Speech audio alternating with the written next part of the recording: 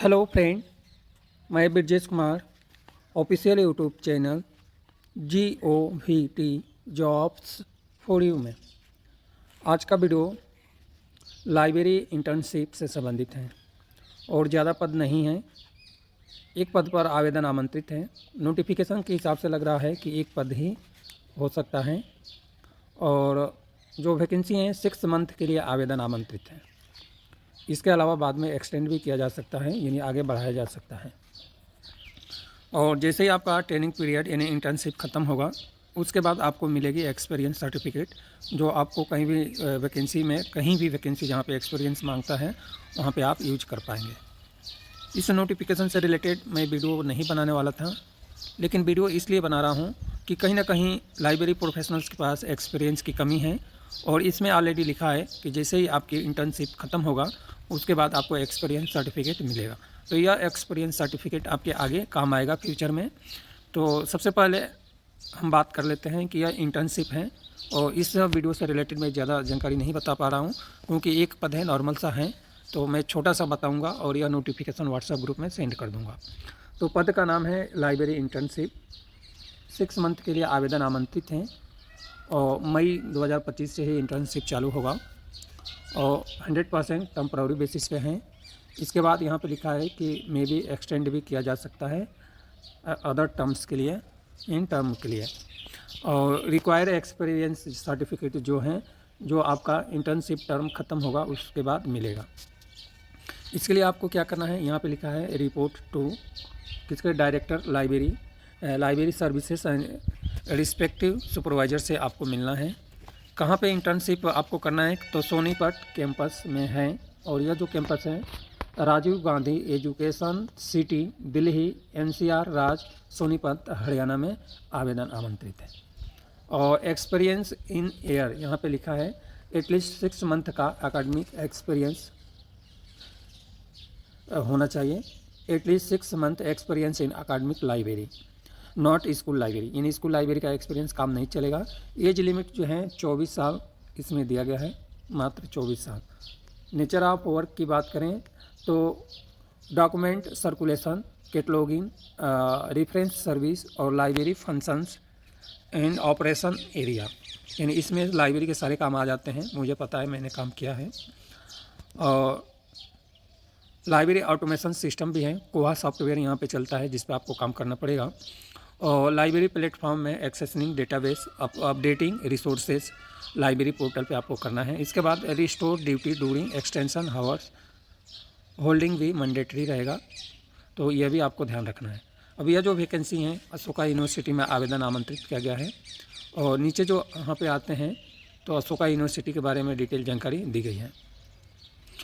अब हम बताएं कि लाइब्रेरी इंटर्नशिप के लिए आपको करना क्या है, ये भी आप जान लीजिए। तो इस इंटर्नशिप के लिए यहाँ पे क्वालिफ़िकेशन दिया है।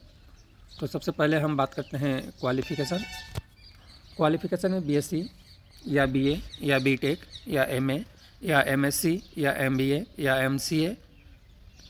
इन सारे क्वालिफ़िकेशन में से जो भी क्वालिफ़िकेशन के साथ में MLIF qualification master of library science होनी चाहिए, वो भी रेगुलर पोस्ट होनी चाहिए। फुल टाइम प्रोग्राम होना चाहिए, फुल टाइम होना चाहिए। अब यहाँ पे है school require working knowledge of MS office यानी कंप्यूटर का ज्ञान, कम्युनिकेशन स्किल और फाइनली लाइब्रेरी के फील्ड में भी तो होनी चाहिए। लाइब्रेरी सॉफ्टवेयर में कोहा का ज्ञान होनी चाहिए और ऐसे भी आपके पास ज्ञान नहीं है और इंटर्नशिप के लिए है तो वो भी आप अप्लाई कर सकते हैं, क्योंकि इंटर्नशिप में सिखाया जाता है। 1 महीने तक सिखाया जाएगा, उसके बाद 10 दिन में ही आदमी सीख जाता है, उसके बाद वही काम करना रहता है जो सिखाया गया है। इसके बाद से आपको क्या करना है, एडिशनल स्किल इसमें रिक्वायर है। इसके बाद और सारी digital library marketing platform, Kenwa, कोहा और ओपन सोर्स टूल्स का इसमें जिक्र किया गया है। जो सैलरी है 20,000 रुपये पर मंथ के हिसाब से आपको सैलरी मिलेगा।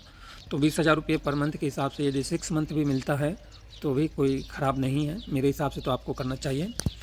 यदि आप कहीं नौकरी नहीं कर रहे हैं और इस यूनिवर्सिटी के आसपास कहीं भी हैं तो आपको करना चाहिए। यदि आप दूर भी हैं तो भी 10,000 में आपका खाने का रहने का हो जाएगा और 10,000 रुपया आपसे बचा लेंगे, जो आगे कहीं वैकेंसी आती है तो वहाँ अप्लाई करने में काम आएगा। तो इस तरह से आप कर सकते हैं। अकोमोडेशन जो है वो पेमेंट बेसिस पे मिलेगा, अवेलेबल है इस यूनिवर्सिटी में, बट कुछ पैसे 1500 से लेकर 2000 या ज़्यादा से ज़्यादा 3000 रुपये लगेगा आपको वहाँ पर रहने का। वहाँ पे मेस भी मिल जाएगा आपको खाने के लिए भी। अब जहाँ तक आशा है कि 1500 या 3000 में आप खाने का भी अरेंज कर सकते हैं और रूम का भी 6000, बाकी आपको 1400 रुपये बच जाएगा मंथली यदि आप काम करते हैं तो। इसके अलावा और बात करें, क्योंकि यह यूनिवर्सिटी है, वहाँ पर रहने का होटल मिल जाएगा आपको, इस यूनिवर्सिटी में ही मिल सकता है। मैं क्लियर तो नहीं कह सकता लेकिन मिल सकता है। अब क्या करना है कि अपडेट आपको CV बनानी है, जिसको हम रिज्यूम कहते हैं। तो अपडेट रिज्यूम बनानी है और उसमें जो भी आपके पास experience, professional skill, experience, qualification, सब चीज़ का उसमें आपको ऐड करना है।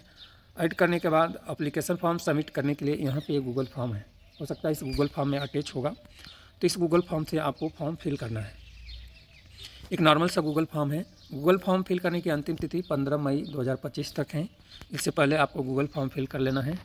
और यदि गूगल फॉर्म फिल करने में कोई प्रॉब्लम आती है तो देखिए, 1-2 पर्सनस के लिए, यानी 1-2 कैंडिडेट के लिए तो हम वीडियो नहीं बना सकते, लेकिन जब ज़्यादा कैंडिडेट हैं इंटर्नशिप के लिए और गूगल फॉर्म फिल करने में दिक्कत आएगी तो उस कंडीशन में हम वीडियो बना सकते हैं।